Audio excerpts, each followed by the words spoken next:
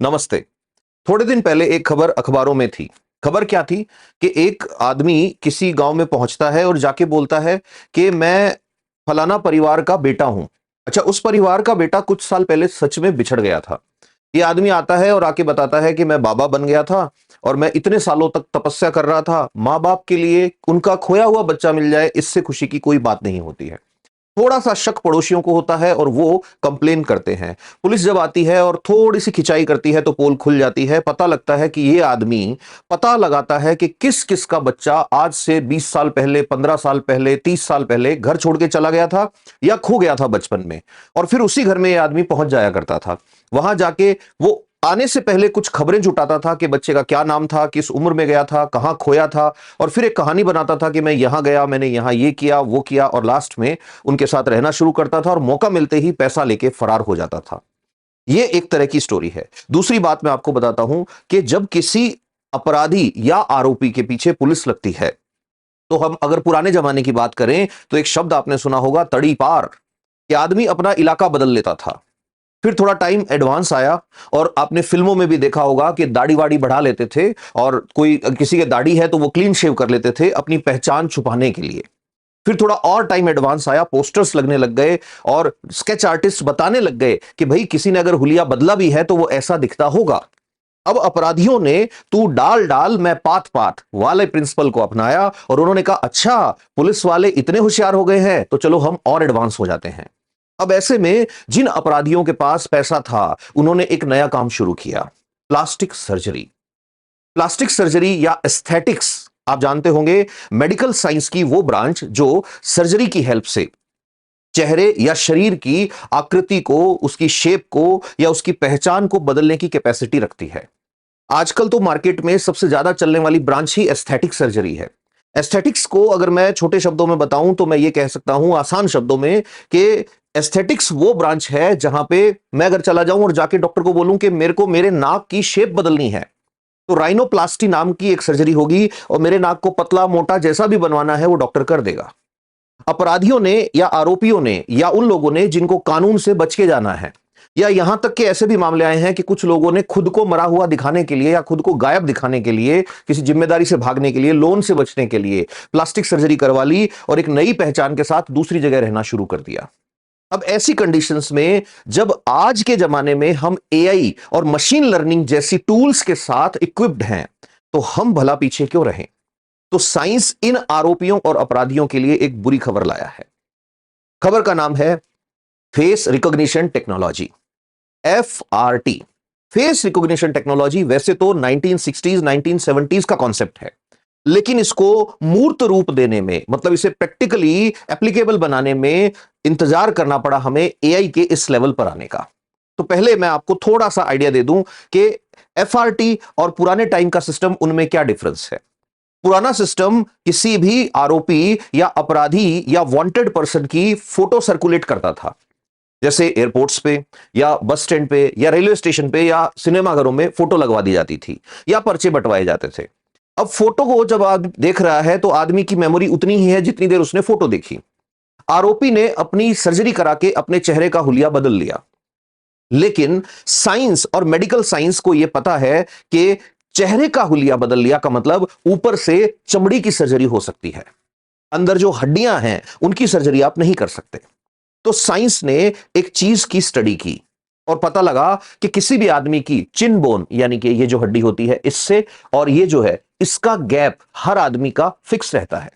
इसे आप सर्जरी से भी नहीं बदल सकते। यहां से यहां की लेंथ फिक्स रहती है। फिर ये जो इस जगह बोन्स होती हैं जिसमें आई बॉल रहती है, यहां से यहां तक की डिस्टेंस जो है वो भी फिक्स रहती है। दोनों आंखों के आउटर एज से अंदर का गैप भी फिक्स रहता है। आंखों और नाक के बीच की जगह भी फिक्स रहती है। यहां तक कि आदमी की जॉ बोन, जॉ लाइन जो होती है, उसका गैप भी फिक्स रहता है। ये वो चीजें हैं जिन्हें प्लास्टिक सर्जरी नहीं बदल सकती। तो साइंस ने एक काम किया कि जो कोई आदमी प्लास्टिक सर्जरी करवा रहा है वो अपना चेहरा बदल रहा है ऊपर से, अंदर से ये सारी चीजें अभी भी उतनी ही हैं। जैसे आदमी की हाइट नहीं बदल रही, आदमी का हुलिया बाहर से बदला है। हमें ऐसा स्कैनर बनाना है जो आदमी की बोन्स को स्कैन करे, उसके चेहरे को जब देखे। फॉर एग्जाम्पल मेरे चेहरे को अगर यह स्कैनर देखेगा, अब मैं बात कर रहा हूं फेस रिकॉग्निशन टेक्नोलॉजी के एडवांस मॉडल की जो एआई बेस्ड है। तो मशीन लर्निंग और एआई से इक्विप्ड या ट्रेंड मॉडल जैसे ही किसी भी आदमी की तस्वीर खींचता है, तो उसकी जो तस्वीर आपको दिख रही है उसके अलावा एक तस्वीर उसके पैरेलल अंदर और बनती है। आपने सुना होगा, नहीं सुना तो आगे के किसी क्लिप में मैं एक्सप्लेन कर दूंगा कि एआई का सबसे एडवांस मॉडल जो होता है वो होता है neural network model. Neural network model background में कई सारे काम एक साथ रन करता है।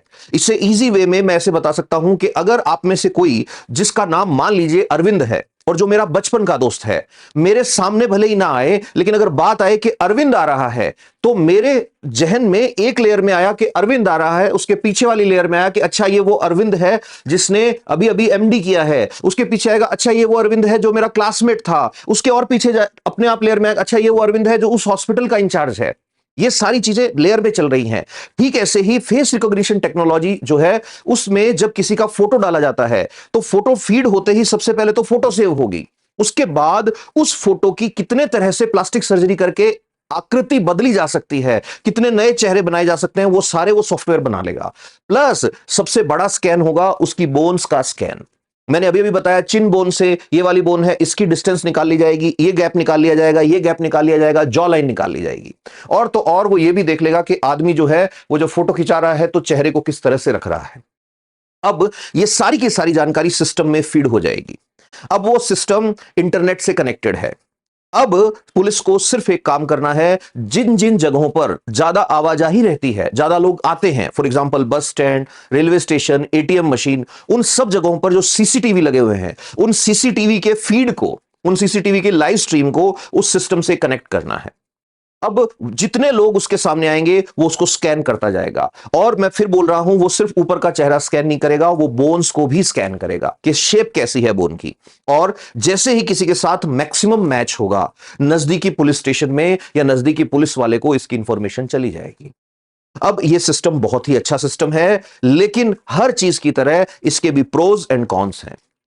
प्रोज यानी कि इसके पॉजिटिव चीज क्या है कि बहुत सारे क्रिमिनल जो आज तक वांटेड थे हो सकता है अब पकड़े जाएं। दूसरी बड़ी चीज इसकी यह है कि यह टेक्नोलॉजी किसी भी क्रिमिनल को यह अनुमति या इजाजत नहीं देगी कि पैसे के दम पर वो अपना शेप चेंज करके और सारी उम्र यूं ही निकाल दे।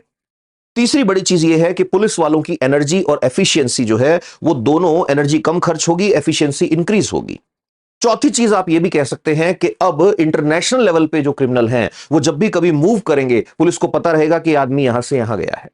और पांचवा एडवांटेज आप ये लिख सकते हैं, अगर आप मेंस का आंसर लिख रहे हैं या वैसे ही डिस्कशन चल रहा है, तो पांचवा आप ये बता सकते हैं कि सर इससे एक और फायदा होगा, सर्विलेंस, किसी पे नजर रखनी है, जरूरी नहीं कि अरेस्ट करना है, नजर रखनी है, उसमें भी काम आएगा ये। लेकिन इस पे इसके साथ ही कुछ और चीजें भी हैं। फॉर एग्जाम्पल पहली चीज, राइट टू प्राइवेसी, निजता का क्या। हमेशा एक लाइन में क्लास में पढ़ाते टाइम बोलता हूं कि there is nothing like privacy in the world of internet today. इस सोशल मीडिया की दुनिया में हालांकि निजता एक सिर्फ भ्रम है जो सब पाल के बैठे हैं, अदरवाइज प्राइवेसी जैसी कोई चीज छोड़ी नहीं है इंटरनेट ने। लेकिन फिर भी मेरी फोटो कब फोटो खींची जाएगी और कब उसको स्कैन किया जाएगा, ये डिसीजन मैं लूं तो ज्यादा अच्छा है। दूसरी बड़ी चीज आती है फॉल्स अलार्म। फॉल्स अलार्म का मतलब क्या है? आपने सुना होगा कि एक जैसे चेहरे वाले बहुत सारे लोग दुनिया में होते हैं। तो इमेजिन कीजिए मैं क्लास लेने जा रहा हूं, अब मुझे क्लास के लिए पहुंचना है, मेरे इंस्टीट्यूट में बच्चे वेट कर रहे हैं, रास्ते में मैं एक चौराहे से निकला, सिस्टम ने मुझे स्कैन किया और स्कैन करके सिस्टम ने बता दिया कि ये तो इटली का एक क्रिमिनल है जिसके पीछे इंटरनेशनल पुलिस या इंटरपोल लगा हुआ है। तो अब पुलिस वाले मुझे वहीं धर लेंगे। अब पुलिस वाले भी मुझे जानते होंगे, हो सकता है कि अरे ये तो सर यहीं पे क्लास लेते, लेकिन वो कहेंगे सर नहीं, सिस्टम ने अलार्म बजाया और ये अलार्म इंटरनेशनल लेवल पे है तो इटली की पुलिस के पास भी पहुंच गया। तो अब आप पहले अपनी पहचान देके जाओ कि आप वो नहीं हो। तो ये एक बड़ा क्वेश्चन मार्क है। तीसरा आता है कि डिजिटल डिवाइड। डिजिटल डिवाइड क्या है? एक बड़ी अच्छी टर्म है, ये मैं बार बार बात करता रहूंगा जब भी इंटरनेट की बात आएगी। डिजिटल डिवाइड का एग्जांपल है ऐसी कंट्री या ऐसे लोग जिनके पास आज इंटरनेट नहीं है हाई स्पीड, ऐसी कंट्री या ऐसे देश या ऐसे लोग जिनके पास हाई फाई इक्विपमेंट्स नहीं है, उनके साथ क्या होगा? तो ऐसी कंडीशन में जो गैप आएगा उसे कहेंगे डिजिटल डिवाइड।